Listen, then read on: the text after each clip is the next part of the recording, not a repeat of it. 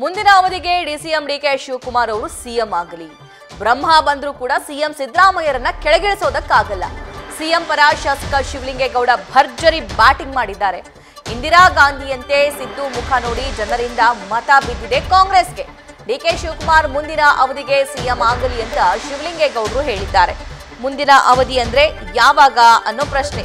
5 ವರ್ಷದ ನಂತರನೋ ಅಥವಾ ಅದರ ಒಳಗಡೆನೋ ಇದನ್ನ ಶಿವಲಿಂಗೇಗೌಡರೇ ಹೇಳಬೇಕು.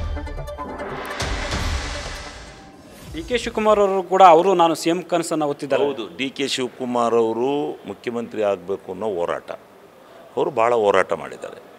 ಮುಖ್ಯಮಂತ್ರಿ ಆಗಬಾರ್ದು ಅಂತ ನಾವು ಹೇಳೋದಿಲ್ಲ. ಕಾಲ ಬರುತ್ತೆ ಅವ್ರಿಗೂ, ಅವರು ಆಗ್ತಾರೆ ಒಂದಿನ ಈ ರಾಜ್ಯದಲ್ಲಿ ಮುಖ್ಯಮಂತ್ರಿ ಆಗಲಿ. ಅಂದರೆ ಮುಂದಿನ ಅವಧಿಗೆ ಆಗ್ತಾರೆ. ಮುಂದಿನ ಅವಧಿನಲ್ಲಿ ಸರ್ಕಾರ ತಂದು ಹಾಕ್ತಾರೆ. ಅವರಿಗೆ ಆ ತಾಕತ್ತಿದೆ. ಅವರಿಗೆ ಪಕ್ಷ ಹೋದ ಸರಿ ಏನು ಜನ ಕಟ್ಟಿದ್ದು ಮಾಡಿದ್ರು ಹಾಕ್ತಾರೆ. ಈ 5 ವರ್ಷ ಇಲ್ಲ. ಈಗ CM ಸಿದ್ದರಾಮಣ್ಣ ಇದ್ದಾರೆ. ಮುಂದೆ ಅವರೆಲ್ಲ ಮುಂದೆ ಈ ಸರಿನೇ ಅಂತ ಹೇಳ್ತಾ ಇಲ್ಲ ಅವರು.